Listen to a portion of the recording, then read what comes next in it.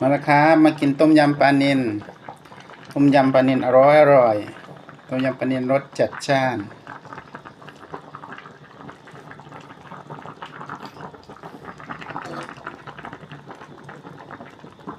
เป็นหม้อต้มยำปลานิลเด้อต้มยำปลานิลแซ่บๆไม่ต้องห่วงว่าจัดจ้านขนาดไหนจัดจ้านสุดๆ